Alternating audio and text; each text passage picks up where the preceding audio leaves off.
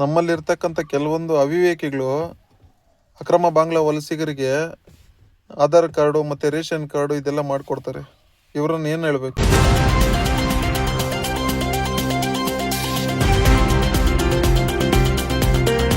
ಮಾರ್ವಾಡಿಗಳು ಮತ್ತು ಹಿಂದಿವಾಲಗಳ ವಿರುದ್ಧ ಹೋರಾಡುವ ನೀವು ಇವತ್ತು ಅಕ್ರಮ ಬಾಂಗ್ಲಾ ವಲಸಿಗರ ಬಗ್ಗೆ ಹೋರಾಡ್ತಾ ಇರೋಲ್ಲ.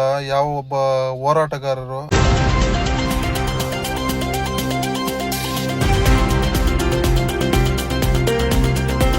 ಅಕ್ರಮ ಬಾಂಗ್ಲಾವರ ವಿರುದ್ಧ ಹೋರಾಡ್ತಾ ಇದ್ದ ಪುನೀತ್ ಕೇರಳಿ ವಿರುದ್ಧವಾಗಿ ವಕಾಲತ್ತು ವಹಿಸಿದಂಥ ಪುಣ್ಯಾತ್ಮರು ಯಾರಿರ್ತಾರೆ?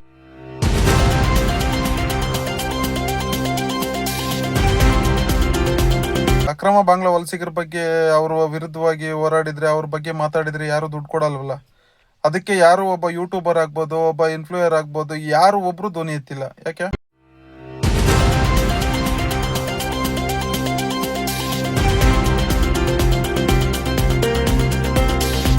ಸ್ನೇಹಿತರೆ ನಮಸ್ಕಾರ, ಇದು ಕೋಲಾರ ಡಿಜಿಟಲ್ ನ್ಯೂಸ್ ಕಡೆಯಿಂದ. ಏನಿವತ್ತು ಬೆಂಗಳೂರಲ್ಲಿ ನಡೀತಾ ಇರ್ತಕ್ಕಂಥ ಒಂದಿಷ್ಟು ಬೆಳವಣಿಗೆಗಳ ಬಗ್ಗೆ ಮಾತಾಡೋಣ.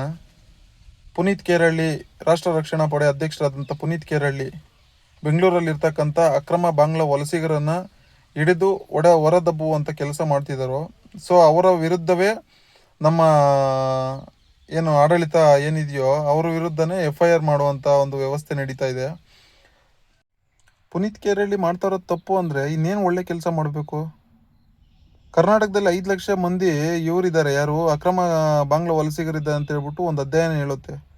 ಸೊ ಇವರು ಹೊರಗಡೆ ಕಳಿಸ್ದೇ ಇಲ್ಲ ಅಂದರೆ ಮುಂದಿನ ದಿನಗಳಲ್ಲಿ ಏನಾಗುತ್ತೆ? ಇವತ್ತು ಪಾಕಿಸ್ತಾನ ಬಾಂಗ್ಲಾದೇಶದಲ್ಲಿ ಏನೇನಾಗ್ತಾ ಇದೆಯೋ ಆ ಥರ ಇಲ್ಲಿ ಆಗುತ್ತೆ. ನಮ್ಮ ದುರಾದೃಷ್ಟ ಹೆಂಗಿದೆ ನೋಡಿ. ಯಾರು ಅಕ್ರಮ ಬಾಂಗ್ಲಾ ವಲಸಿಗರಿದ್ದಾರೋ ಅವ್ರ ಪರ ವಕಾಲತ್ತು ವಹಿಸ್ತಕ್ಕಂಥ ಕೆಲವೊಂದು ಲಾಯರ್ಗಳಿದ್ದಾರೆ. ಸೊ ಇದೆಲ್ಲ ಷಡ್ಯಂತ್ರ ಅನಿಸ್ತಾ ಇಲ್ವಾ? ಇಲ್ಲಿ ನಡೀತಾ ಇರ್ತಕ್ಕಂಥ ಬೆಳವಣಿಗೆಗಳು ಬೇರೆ ದೇಶದವ್ರು ಬಂದು ಇಲ್ಲಿ ನಿಲ್ಲಿಸ್ತಾ ಇದ್ದಾರೆ ಅಂದರೆ ನಮ್ಮ ವ್ಯವಸ್ಥೆ ಯಾವ ಥರ ಇದೆ, ಸೊ ಅದ್ರ ಪರವಾಗಿ ಧ್ವನಿ ಎತ್ತಕ್ಕಂಥ ಲಾಯರ್ಗಳು ಯಾವ ಥರ ಇದ್ದಾರೆ ಅನ್ನೋದನ್ನ ಯೋಚನೆ ಮಾಡಿ. ಕೆಲವೊಂದು ಸಂಘಟನೆಗಳಿಗೆ ನಾನು ಹೇಳೋಕ್ಕೆ ಇಷ್ಟಪಡ್ತೀನಿ.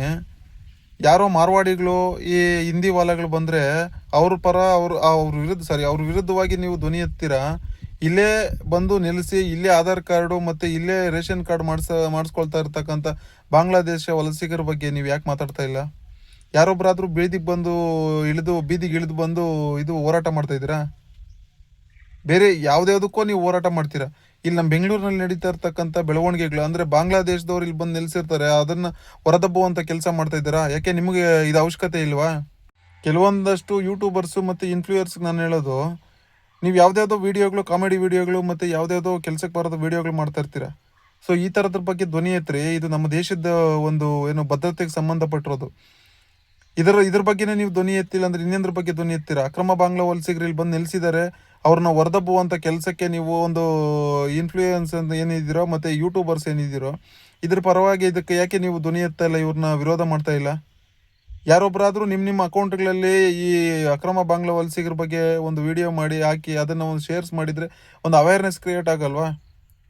ಯಾವುದ್ಯಾವುದನ್ನೋ ಮಾಡ್ತೀರಾ, ಯಾವುದ್ಯಾವುದನ್ನೋ ಶೇರ್ ಮಾಡ್ತೀರಾ. ಈ ಥರದ್ರ ಬಗ್ಗೆ ಧ್ವನಿ ಎತ್ತಕ್ಕಾಗಲ್ವಾ ಯೂಟ್ಯೂಬರ್ಸು ಮತ್ತು ಇನ್ಫ್ಲೂಯೆನ್ಸರ್ಸು? ನಮ್ಮ ಯೂಟ್ಯೂಬರ್ಸು ಮತ್ತು ಇವ್ರಿಗೆ ಹೇಳೋದೇನೆಂದರೆ, ಯಾವಾಗಲೂ ದುಡ್ಡಿಂದೇ ಹೋಗಬೇಡಿ. ಯಾವುದೋ ಪ್ರಮೋಷನ್ ಮಾಡಿದರೆ ದುಡ್ಡು ಬರುತ್ತೆ, ಯಾವುದೋ ಒಂದು ಅಡ್ವರ್ಟೈಸ್ಮೆಂಟ್ ಮಾಡಿದರೆ ದುಡ್ಡು ಬರುತ್ತೆ. ಇದು ನಮ್ಮ ದೇಶದ ಭದ್ರತೆಗೆ ಸಂಬಂಧಪಟ್ಟಿರೋದು. ಸೊ ದಯವಿಟ್ಟು ನಿಮ್ಮ ಅಕೌಂಟ್ಗಳಲ್ಲಿ ನಿಮ್ಮ ಒಂದು ಪೇಜಲ್ಲಿ ಅಕ್ರಮ ಬಾಂಗ್ಲಾ ವಲಸಿಗರನ್ನು ಯಾವ ರೀತಿ ಓಡಿಸ್ಬೇಕು ಅನ್ನೋದನ್ನ ಬಗ್ಗೆ ವಿಡಿಯೋ ಮಾಡಿ ಹಾಕಿ.